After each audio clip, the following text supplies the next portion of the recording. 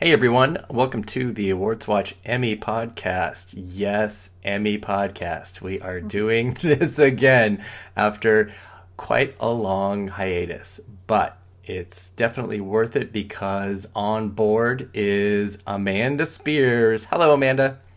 Hi, I'm how are glad that you? I'm glad that you're here. Yay. For those listening, Amanda has really taken on the early Emmy predictions at Awards Watch, so you can check those out.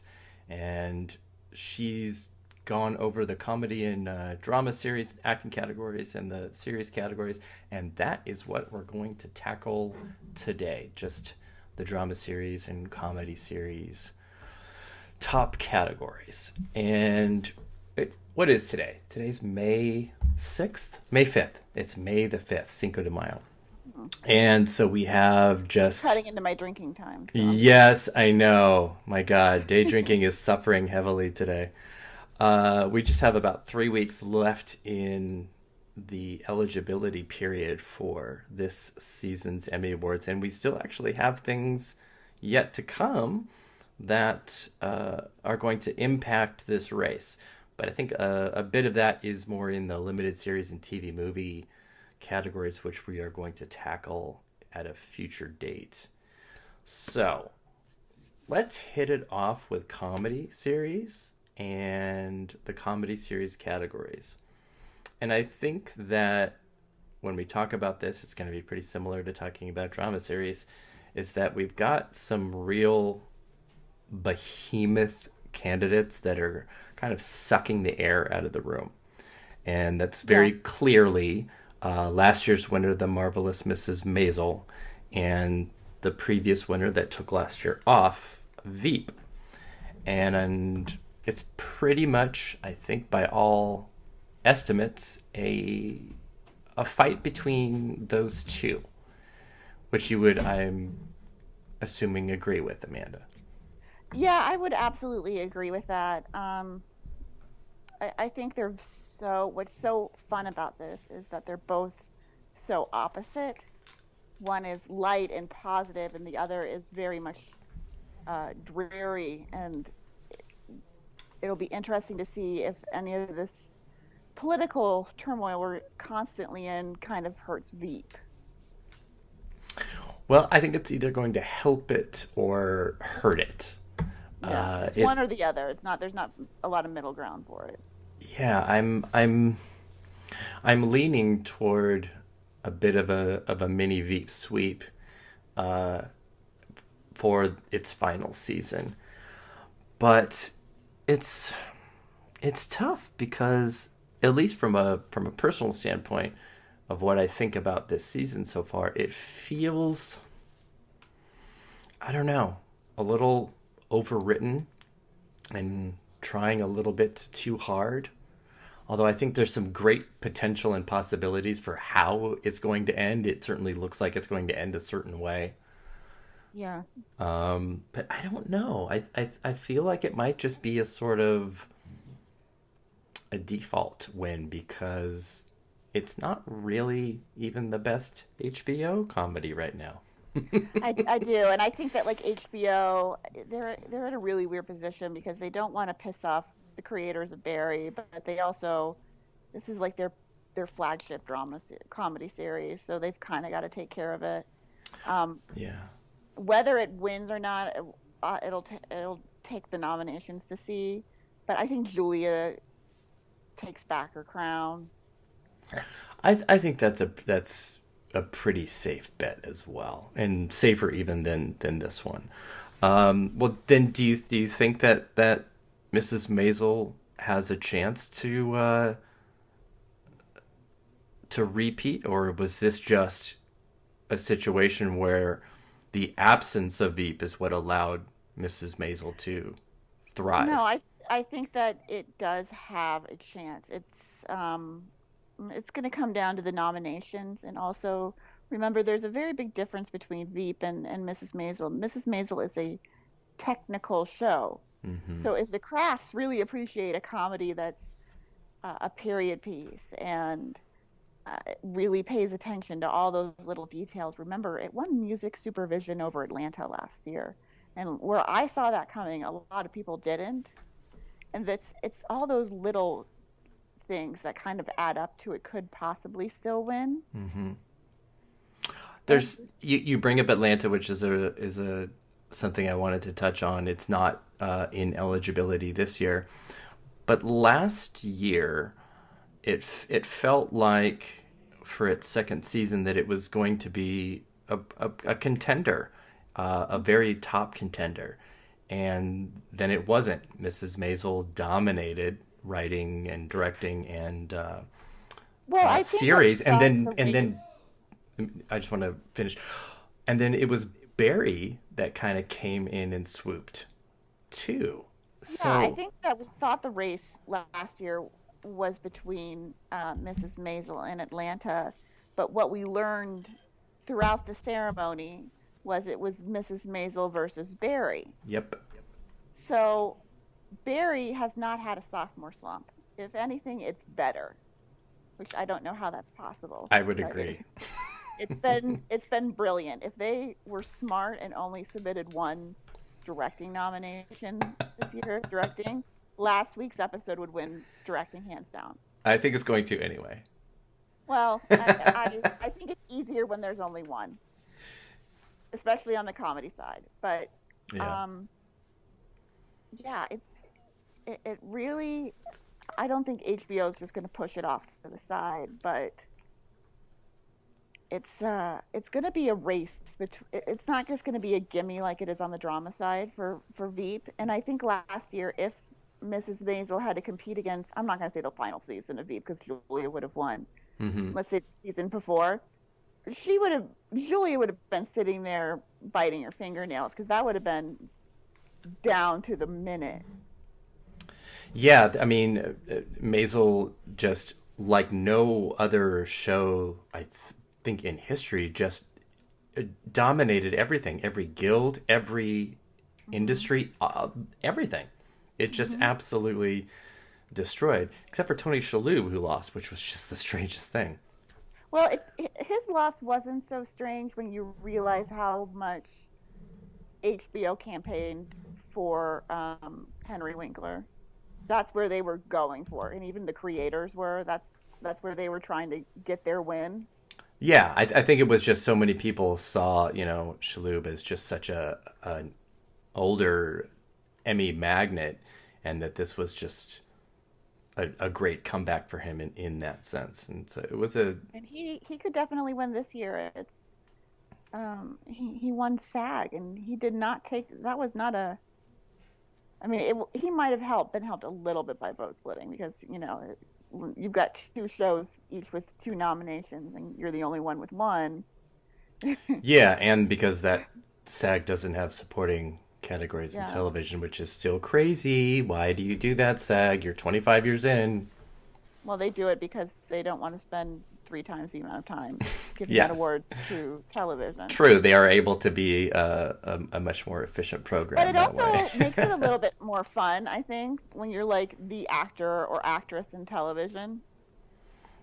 I think so too. I think when a supporting player can win that category, it speaks to their overall popularity, I think. Well, and for Tony Shalhoub, he's already won two before that on for Monk, so he's one of their favorites, but he's the first person in history to win that category twice for the different series. He is in the same boat as Julia. Like, that's a very rare accomplishment. Yeah, I think we're history. Yes, and I think because SAG is only 25 years old, it's now that we're finally starting to see the first times of things, because it's 25 years is not that long for an awards giving body. Now, but anyway, the funny thing is that only for SAG awards, like if he's thinking I'm looking pretty good to win this Emmy, no, you're actually not, because of the supporting people who've done it. Only Ty Burrell won the Emmy afterwards. Yeah. So it's not like, yay, I won, I'm a supporting player, I'm definitely going to win the Emmy. No, no, no. No, no. Days has 3 of them, never followed one of those up with an Emmy. It's so funny. I know we're like diving right into this supporting category, but I think we'll come back in just a sec. It's funny that during the 80s you had people that were able to, 80s and 90s, people that were able to win multiple over and over again, and then it became kind of difficult to do. It's cyclical with that. But, yeah, very much, and always changing voting rules and panels and all kinds of stuff. So they have to, each decade has something different. Yeah, and I think that like if there's one person from Veep that I feel should get a nomination in the final season, it's Timothy Simons, who plays Jonah Ryan. It's so crazy because I thought last year was, not last year, but the last season, was absolutely in, just absolutely in. And then it's Matt Walsh, and I'm like, what?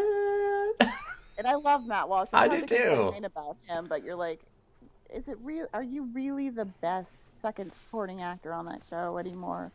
It would be strange if it happened again, because Walsh has had such a less to do. Yeah. But yeah, let's jump back to the series a little bit, because I wanna Sorry. No, God, no. I don't mind breaking off into tangents at all. But I want to look at the other contenders here as possibilities, because we're seeing Netflix has new programming, but networks are potentially finding themselves almost out of it. It's getting really, really close to there being no network shows. I think there's going to be, and I know that you are in that same boat, or at least were in your first predictions. Are you still thinking The Good Place and Blackish have a spot in this 7? I don't know if Blackish does. I think that one might fall out. But I think that The Good Place, if the Ted Danson nomination last year was the beginning and not just, he's Ted Danson, then yeah, definitely it could fill that spot. I mean, the Netflix is going to take up 2 spots, but again, they're not in a situation where they can win this. Yeah, I would agree with that. And I think the problem is that we're talking about a show about actors and an acting coach, but Barry almost does it better. And it was available to stream so long ago. It's like, does anyone really remember it enough? Well, as the Netflix FYC event and campaign is going on right now, Amazon just had theirs, so we're in the swing of these voter events, and voting doesn't even happen for another month. So it's all of these things. I almost think it doesn't matter, when something comes out, because if a network or a streamer is able to get it in front of a voter, that's all they need to do. Don't tell HBO it doesn't matter. They'll have a meltdown. And obviously we're talking about the Kaminsky method and Glow, which got in last year, and you feel pretty good that both of them are making it in this year in this group of 7. Yeah, they both got SAG nominations. And I use that because it's the biggest branch, so. Yeah. It's pretty safe. The fact that Anthony Anderson got left out is what alarms me about Blackish. Mm-hmm. Something has to, even with Atlanta taking the year off, something has to go from. Someone's going to get bumped just to make room for the Kaminsky method. What about Russian Doll? Netflix has so many high-profile comedies. I I think it's too weird for the for the series nod. I don't know. Yeah. I think it might be in a better spot than Blackish, actually. Oh, I think it might be in a better spot than Blackish. I just don't think it. I think Blackish. Well, maybe Blackish still has a chance because it's a little bit easier. It's a little bit more, let's say, approachable. Well, it's established. Yes. Too, which is kind of an unfortunate thing because ABC has other comedies that are more popular and might do better, like the Goldbergs even.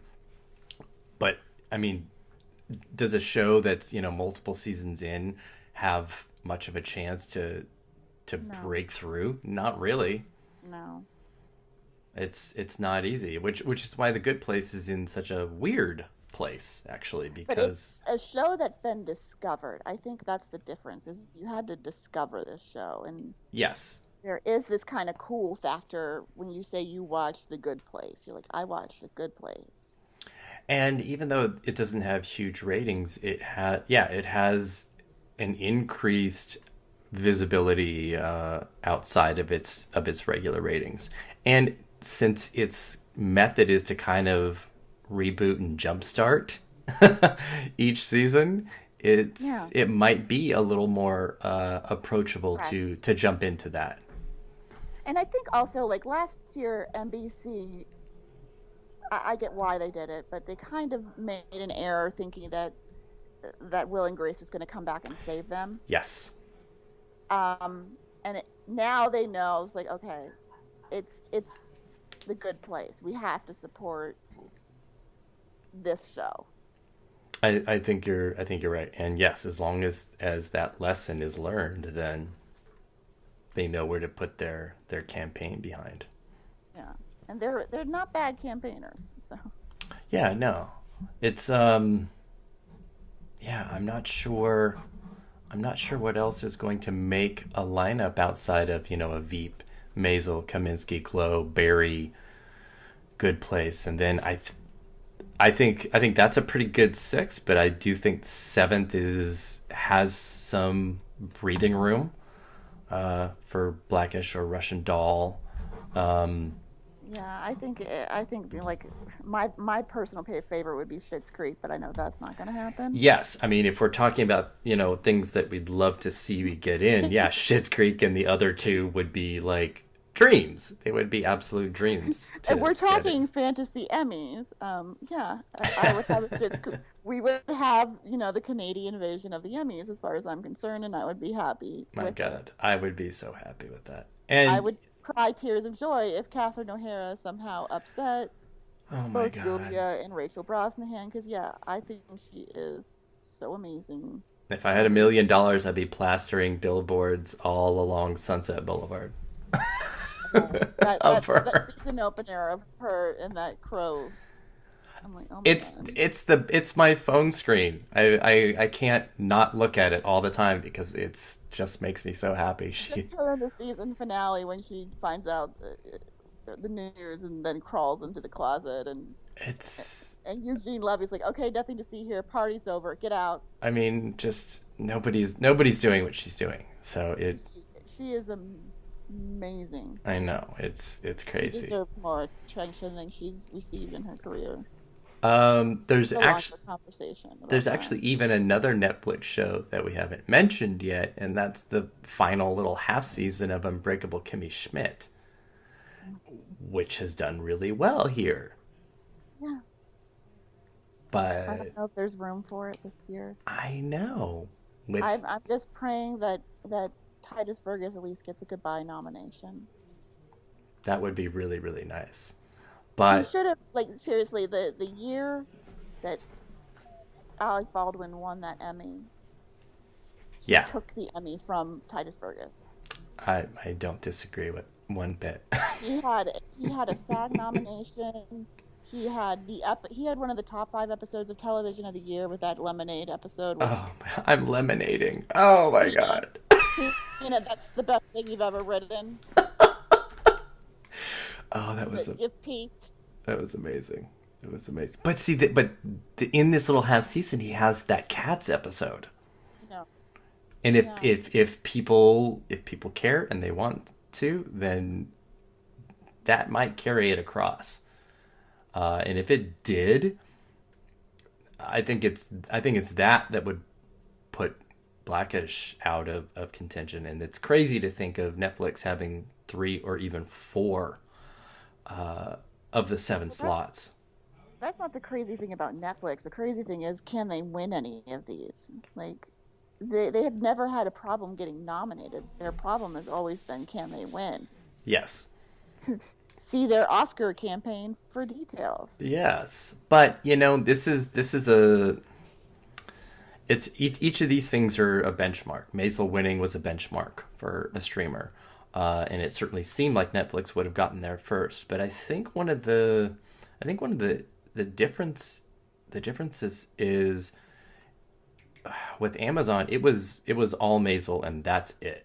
There wasn't really any splitting of preference or campaign, and Netflix has such an absurd amount of content, and they are good at getting nominations, but it's they struggle with that focus in this section at least. Yeah, and I would agree with that, but regardless, being first is something you can never take away from someone. Yeah. So the fact that they haven't been first in anything yet, yeah, is still going to be bruising to the ego. Yeah. So they might be holding out for a limited series this year, and hey, that's a great way to play the long game. Yeah. But at a certain point, they've got to either hurt someone's feelings or they've got to do something differently, because it's really at a point where it's like they have a really poor track record of winning. Well, they beat Amazon to an acting win with Reggie Cathay's House of Cards win. Yeah, guest actor. I mean, yeah, but guest. Think about how many nominations they had in a lead acting race for them finally to get one. And yes, it was Regina King for a canceled series, but 10 minutes later, not 10 minutes, but a few minutes later, yeah, finally Claire Foy for one of their serial shows did it. Yep. Think about how long it took for them and how easy it was for Elizabeth Moss to sweep in and Rachel Brosnahan on it. For some reason, it's wild. It's just, at a certain point, they've really got to think about what they're doing that's off-putting to voters. Well, it might be the very thing that happened with the Oscar campaign, where the conversation became about the campaign so much that I think it distracted from Roma itself. Yeah, but, I would agree. And I think that might be a little bit the case here. Not quite in the same way, but maybe a little bit. But I don't know. We'll see. There isn't really a contender to win here. So yeah, if they're going to have any success, it's going to come in the acting races this year. Yes, which we can go to right now. Let's. What do you want to go to? Because I don't know if we just talked about lead actress, which should be Julia Louis-Dreyfus, like in a cakewalk. Yeah, I mean, the only way it's Rachel Brosnahan is that if Mrs. Maisel goes on a sweep that no one's predicting. I sort of feel like what's going to happen to Maisel this year with Veep back is what happened to Handmaid's Tale last year when Game of Thrones came back. Where, Handmaid's Tale first season was this massive, huge sweep with no Game of Thrones. And then in that second season, it just kind of... I didn't like the second season. I think they struggled a little bit with like the what do we do now without a book. Yeah. For the second season of Handmaid's Tale. So I don't know if that's all just the dragons came back. Yeah, I agree. Well, then let's It got a tackle little rape porny in the it. middle of that season. It was, yes. Let's tackle lead actor in a comedy series where we have Bill Hader as the returning champion from last year. And is there anyone that might be able to take him down? Because I do not think so. I actually do, and it's only because there is that popular vote. Mm-hmm. And there could be a chance for Michael Douglas to become the first male actor from a streaming series. Yeah, let me think. Yeah, on the lead category at least. Yes. To win an Emmy for. Sorry, I have to like look that up. And I'm like, nope, no leads. Okay, yeah, so I'm not wrong. Yep. Yeah, I think he certainly stands the best chance to upset. Show, and they are really good at winning Emmys. At which? They're really good at winning Emmys. Yeah.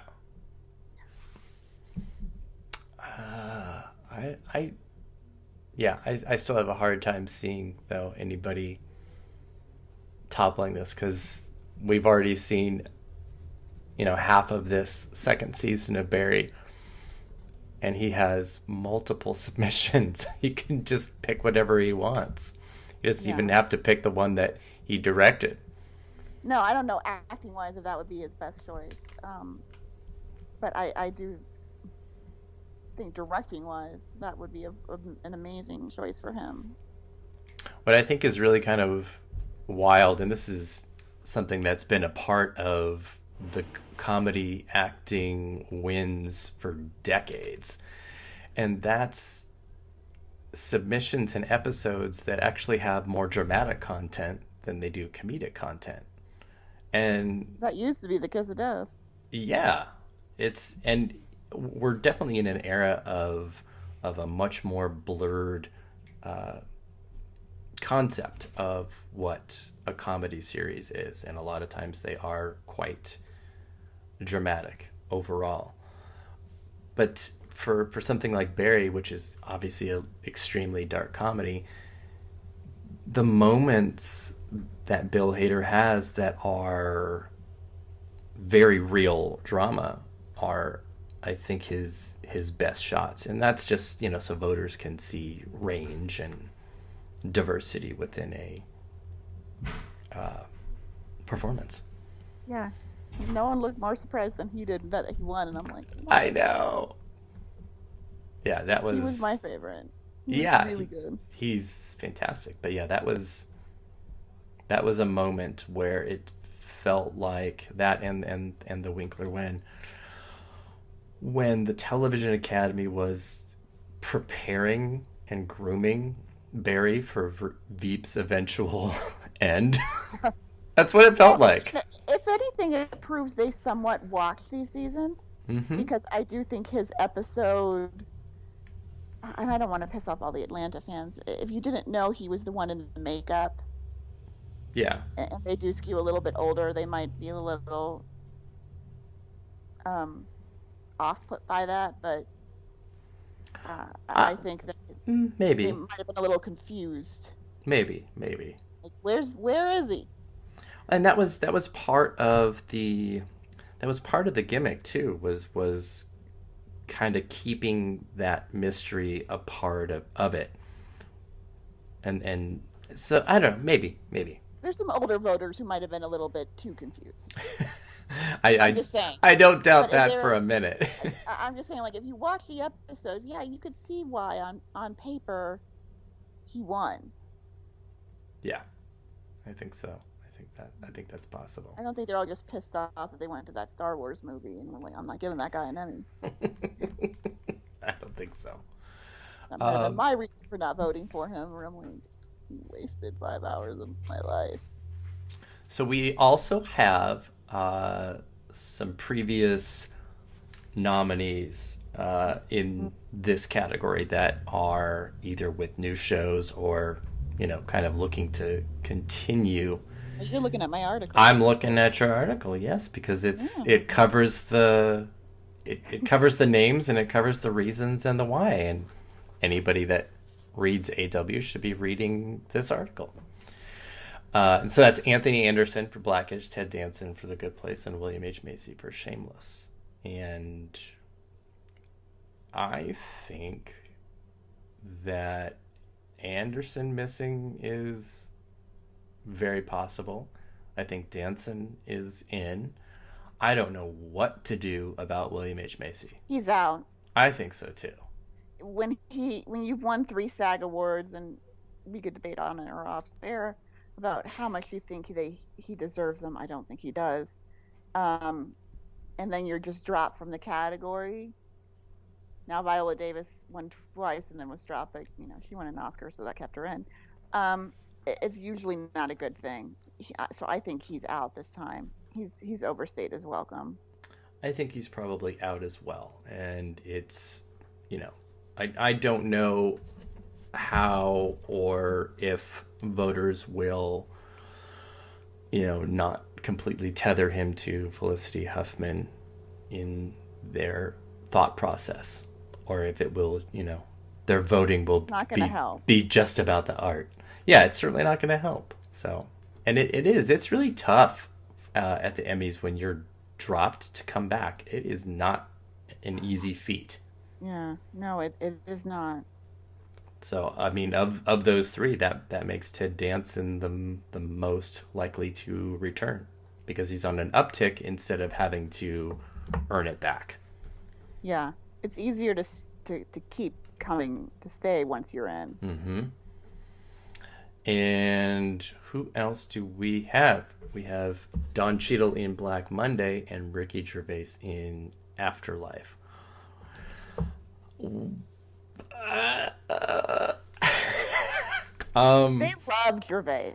I know. They dropped Cheadle after he had been nominated consecutively for his last show. Yeah. But they really do love Gervais. So, and then you have Jim Carrey in the who knows what's going to happen there field. So I don't know what to do with this one, but I'm going to put Gervais in because I don't like Derek either. Yeah. I thought it was a little mean-spirited, but this is just let me speed dial a therapist because he, spoiler alert, tries to commit suicide in an episode. I'm not kidding, folks. Yeah, I don't know about Ricky Gervais now. But they like him. They've always liked him. They have liked him before, yes. Yeah. I don't know. They didn't need to like him for Derek. Yeah, that was the thing that kind of ticked a box of they will essentially nominate him for anything. Yeah. Because it was pretty underseen, and the only reason it really was seen was of how problematic the character he was playing. But this character is not problematic, but this character is depressed. Yeah, but that's like the hallmark of the modern era of comedy now. Well, he sits in the bathtub and tries to commit suicide, depressed. Well, yeah, I don't know. I'm kind of putting him on the outside because Afterlife just seems like a total afterthought in this race. Yeah. But it's Gervais. That's my argument for putting him in. I know. It's Gervais. Then we also have, and probably the factor we were just talking about, when you're left off, it's hard to come back. And that is Jim Parsons for The Big Bang Theory for the show's final season. And I mean, nobody in the modern era has the record that he has. No. With 4 wins and 6 consecutive nominations, and then all of a sudden, poof, just gone. Yeah. So it's tough, and this has more to do, I think, with the networks beginning to suffer than anything else. There could be one final push from CBS, and I think depending on what they do for him, I think there will be. They might get him back in. because there is that last like little bit of nostalgia. Yeah, I think there will be. I had one of our... Ironically, he was in with Gervais last time. Yeah. Yes. I think he has a very, very good chance of coming back. He's got a good shot. Usually when I'm making my Emmy predictions, the difference between those and my Oscars is usually I'll throw like one, what the hell, why not, at the end of them. Mm-hmm. Like I would never do that when I'm picking Oscar nominees. Yeah, No Guts, No Glory is great, at a very early stage, but yeah. No. That's why I have him currently in, because it's like, yeah, it makes sense. Yeah, I think... love all the rest of these. There's so many of them. I know. I think I'm with you on that. I mean, I would love for Eugene Levy to get in, but he's not going to get in before Catherine O'Hara. That would be criminal. That would piss me off. Which is nothing against Eugene Levy because he's fantastic. But he was amazing in that Christmas special episode. Oh my god. Oh my god. There isn't a single person on that show that is not absolutely perfect. So I know, but to think that his son wrote and directed his best performance ever, what a wonderful story that is. I know. He's at his career best. I know. That episode. God, that's such a great show. I love that show. But now everyone loves that show, so maybe we're not the only ones. And this was another situation where it seemed like last year was a great chance and possibility for Schitt's Creek to get in because it had found life on Netflix, because not everybody has Pop TV or knew what it was, or I don't even have that channel. It's I don't even have an HD version of it. No. So it's and the availability and ability for that network to properly campaign. I mean, you can only go so far with word of mouth. And a nomination on word of mouth would be an epic accomplishment, but maybe TCA will help them out. They're going to need TCA's help. That would be pretty awesome and deserved, and I hope that is exactly what happens. See, I know exactly what you need to watch out for if you want to, like... I know. Let's jump over to supporting actress in a comedy series, because, oh my goodness, this is also a category that is so stuffed with amazing performances and so much potential. Yeah. Unfortunately, like, even taking out Zazie Beetz last year, because Atlanta is not going to air. Yeah. Someone's got to be left out. It's... Because they had 8 nominees.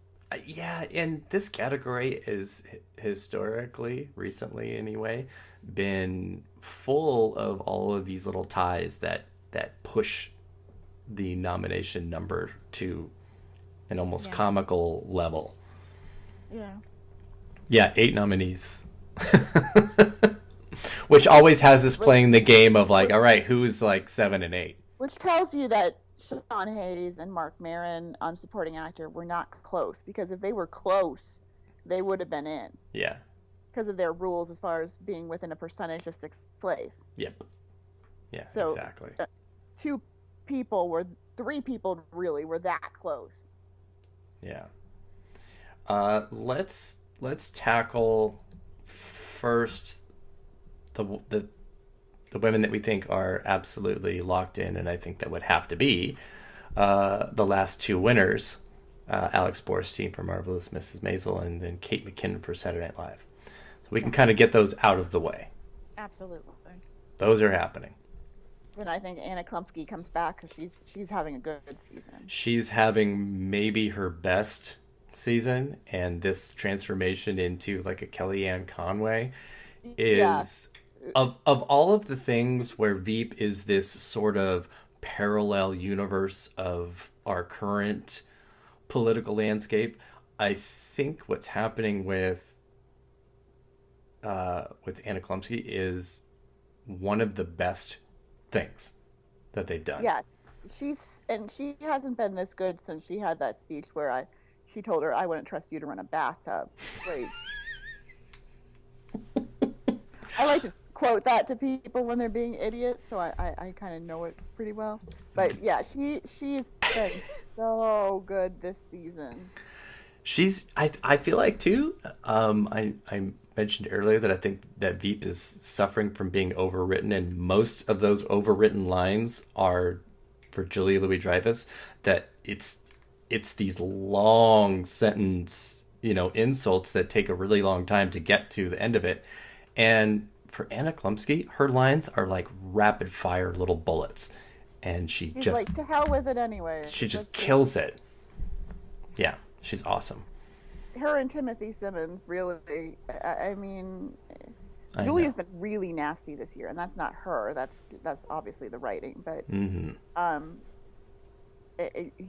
just the way she's just kind of very subtly started morphing into her. I'm like, you might finally get your chance at this. Yes. So, all right. So that's 3. That's 3 of 6, and now we have who the last 3 are going to be. And I really dig your predictions. Oh, thank you. I think they're really cool.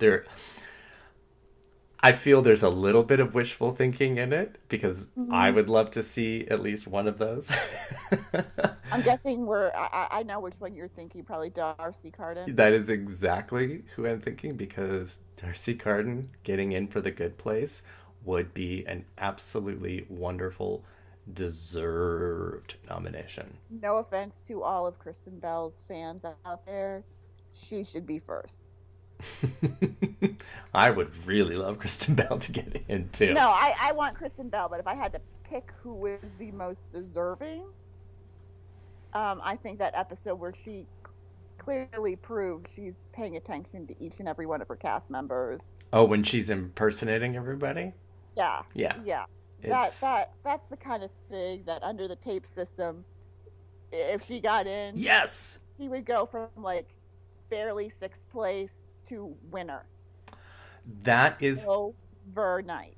That is the thing that is always used to be so great about the Emmys, and with that, real tape-based system, is that for so many people, the nomination was the hardest obstacle. But if they picked their episode right, that was it. You're well, she would have to be an utter moron not to. I mean, like, she's been interviewed about that. She would have to have. No, I think that would be an absolute no-brainer that she would do that. Yeah, but she's also been the character that has been given the most growth as a character, more than anybody on the show. And she plays a robot. Yes. She multiple. Yeah. She just has more to do than anybody else. And this last season even more. Now. Oh, and she's on Barry. And yeah, it's not a big part, but she just needs to stay top of mind. Yes. I hope so too. I hope that might be my one wishful thinking. I know. It might not happen. Oh, I think it would be like one of my biggest wishful thinkings. That and one more. But we'll get to that in a minute. So in your prediction piece, you have everyone that we just mentioned, plus Betty Gilpin in Glow, which would also be super deserved. Once you're in, you're in. I'm just gonna play the odds on some of these, so I can't take out everybody from last year. Yeah. So. No, I think that's a good bet. But then you also have Marin Hinkle for The Marvelous Mrs. Maisel. Yeah. That feels risky. It's not risky, because when you win a series award, typically, even if you're going to lose, which they might, their nominations go up. So look at it, for example, last year with, The Handmaid's Tale. Yeah. Their nominations went up. Look at Atlanta last year, that got to act as the pseudo Best Comedy Series winner because Veep wasn't in the mix. Their nomination total went up. Yeah. So it is a possibility that she could make it in this year. And remember, those Parisian episodes are such a feature for her. Yes. And I think that, if you're a voter and you just wanted to do a little due diligence and watch a little bit of the series and you just pop on the first couple of episodes, you're going to see her at her best. I can't argue with that. I think that's a totally valid reason to have her in. If the nominations are going to go up, they usually go up in acting. And this is probably the easiest pickup for them. It makes sense.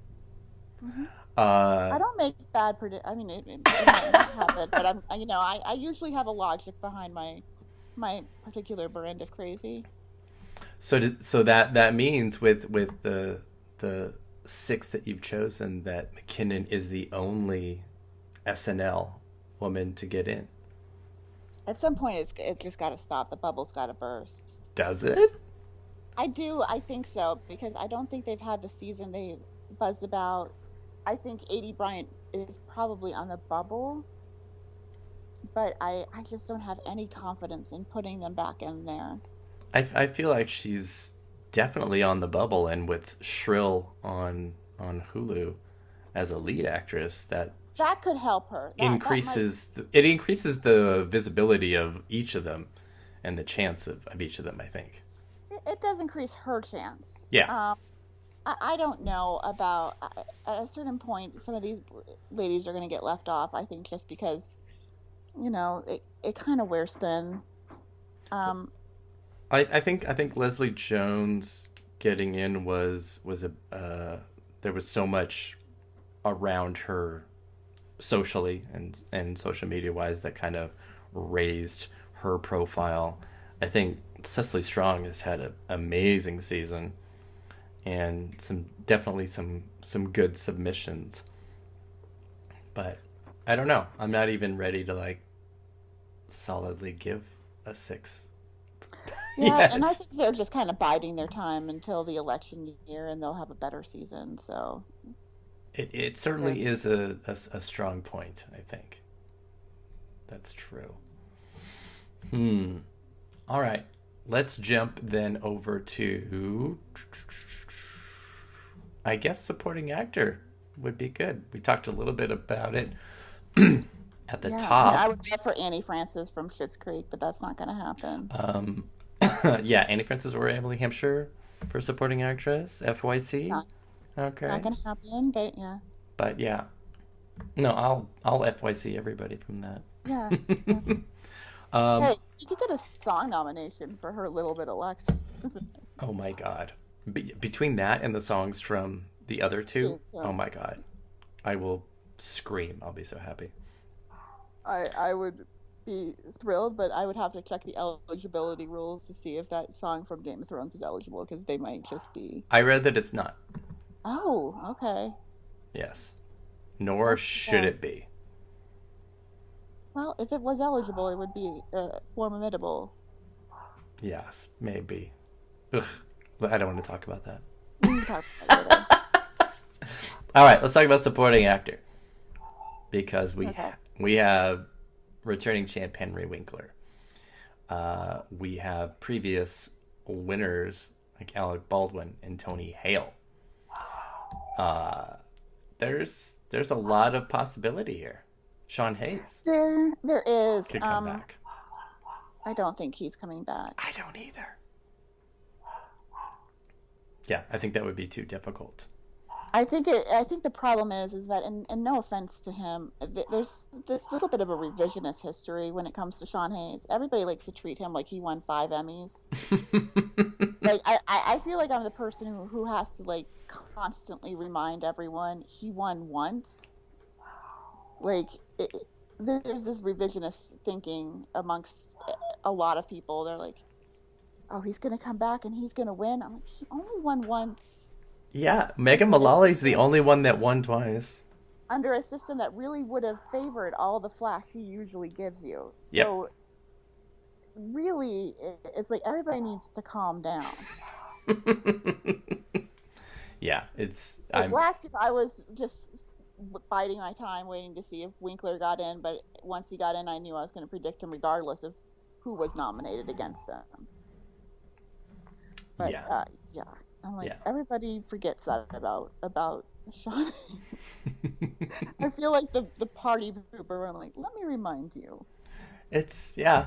I mean, it's right there in black and white. He only won once, everyone. Yes. All right. So you have. I'm just going to read out your predictions. You've got Alan Arkin for the Kaminsky Method, Titus Burgess, Unbreakable Kimmy Schmidt, Tony Hale, Veep, Tony Shalhoub, Marvelous Mrs. Maisel, Matt Walsh, Veep, and Henry Winkler Berry. Do you still have those 6? Yeah, I'm gonna stick with that 6. I It's not my 6. It's not the 6 I would prefer. But No. if I'm trying to predict what the Emmys are going to do, which is what the point of being a pundit is, Sure. then yeah, those are my 6. If I were gonna, I would swap out Matt Walsh for Timothy Simmons, and I would also probably swap out Alan Arkin and put in maybe Anthony Kerrigan from Barry. Ah, you just said my magic words. Mm-hmm. I love No Hank. I am on board with Henry Winkler, Tony Shalhoub, Tony Hale, all definitely returning. And Alan Arkin seems like an absolute no-brainer to get in. Oh yeah, he's getting in. I'm just saying I didn't see anything. Yes. But I'm looking at the last 2, and I don't know what to do. I think by sort of your standards that you mentioned about increases in nominations, that Anthony Kerrigan has a really good chance. If Barry does better this year than last year, then Anthony Kerrigan should be able to get in. Yeah, he's already having a better season. Yeah, I think Titus Burgess could be on the outs. I love him so much I can't do it. Yeah. But I do. I might if I was going to put Anthony Kerrigan in, like, I haven't seen the rest of Barry yet, so I could definitely bump Burgess for Kerrigan. I think he is the third person you think of when you think of Veep, and he's got Barry, and he's got one of those characters where you're like, NoHo Hank. Mm-hmm. Everyone says the character's full name. Yeah, it's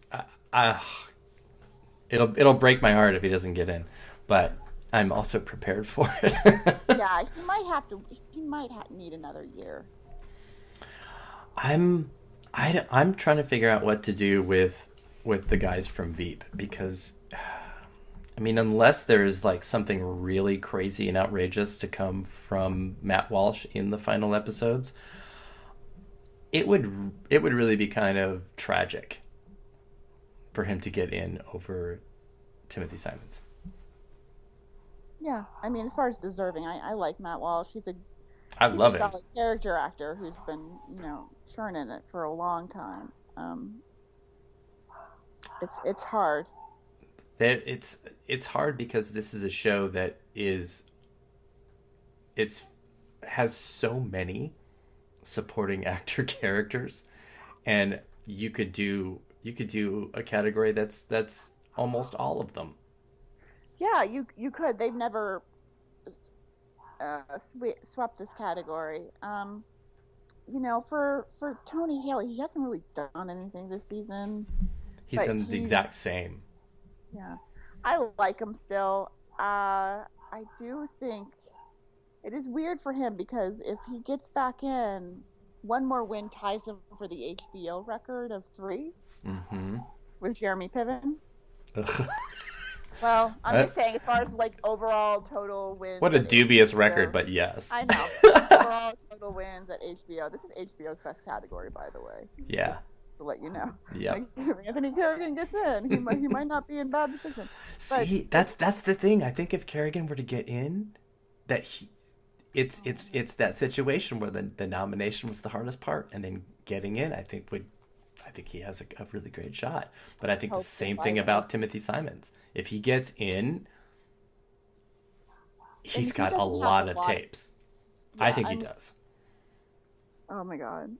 When I saw him, I was like half watching, and then he says, "Math teachers are terrorists." I'm like, wait, what did I miss?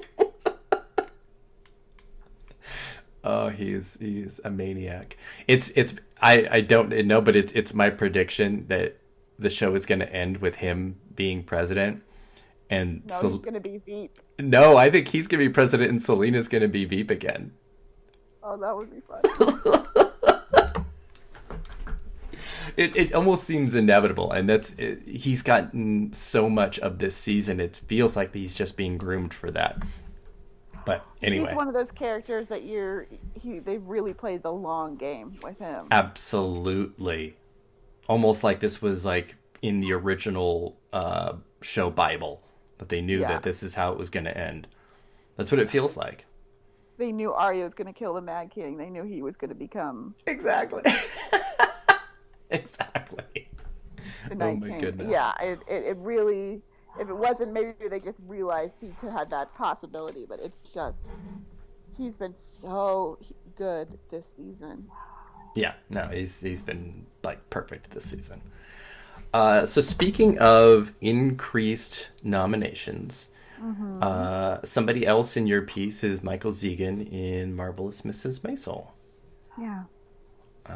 I think that's an interesting choice. Well, he's not as unlikable as he was last season, since he ruined his marriage and everything. But it is one place they could. Typically, when the series wins, just so everybody knows, their first series win, they will see an increase in nominations. That's how Marika Baccarin got in for Homeland. I'm probably not saying it right. Oh yeah.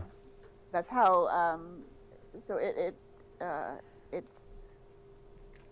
a possibility, and when you're starting to look down the line of people on the show, yeah, he's got a better chance this year. Yeah, and I think you're right, because when something does win series, especially if it's a newer show, anyone that's not watching it, that brings up its profile immediately for the next year. So you are paying a little more attention to it as a voter than maybe you did the first time around. He's very supportive this season. Yeah. Yeah, I think he has a character that is a little more drawn than first season. Yeah. You don't hate him as much. It's hard to get past the hate the first season. You're like, you did what? And, maybe that's part of the reason that Timothy Simons has had a difficult time. Yeah. But well, he's morphing into Trump, so that's not going to help. Who else do we have?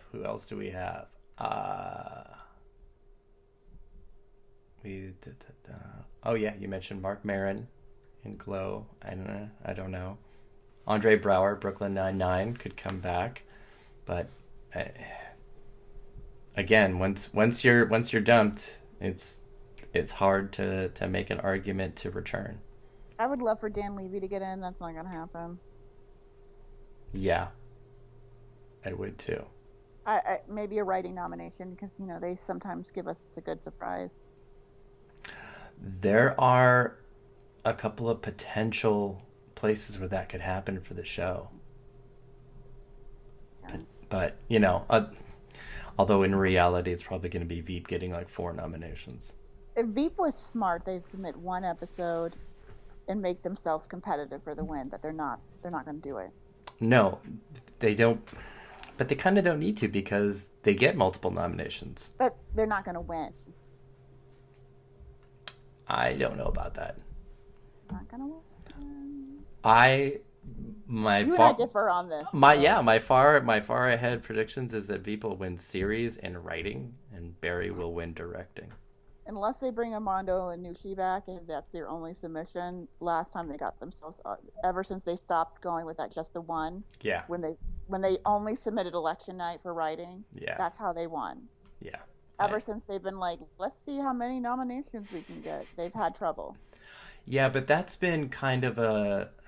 They have to have an episode that's clearly so far ahead of the other ones that they don't just split. They don't just split their support that the show would normally typically get. But at the same time, I feel like that's very intentional, because HBO and Netflix are in this duel right now of most nominations for a network, and they kind of keep jockeying back and forth. So to get 3 writing nominations and to sacrifice a win from it, I get that.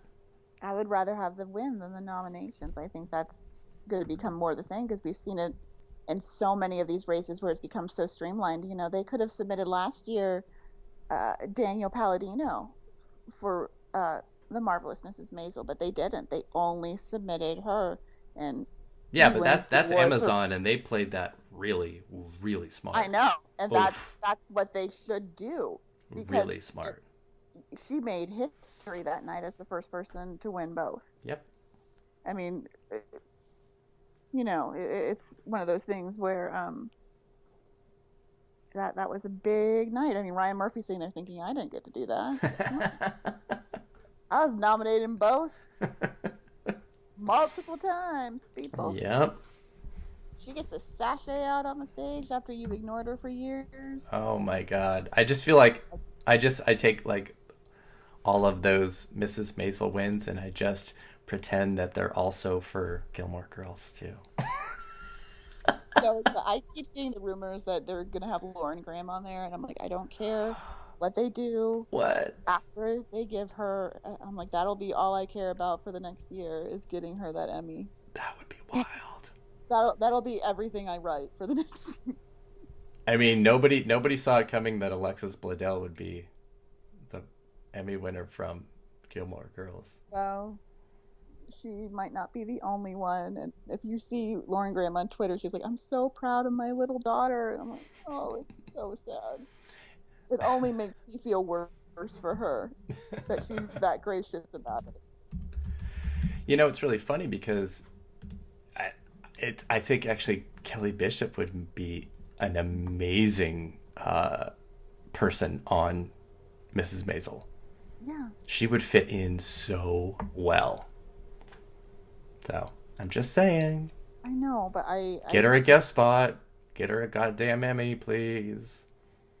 Yes, and I mean, we know, like, we're not going to talk about the guest categories, but, you know. Yeah. Jane Lynch is going to come back. Yeah, guest categories are going to definitely be for a different time. And actually, I think Adam Sandler might have just won an Emmy. He's really good.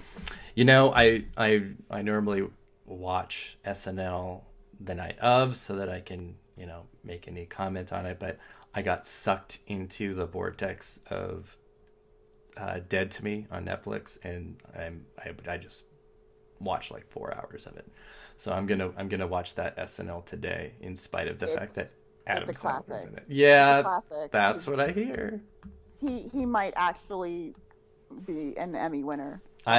That's even sight unseen. That is like people what I'm who hearing. Don't like him. He really gives you classic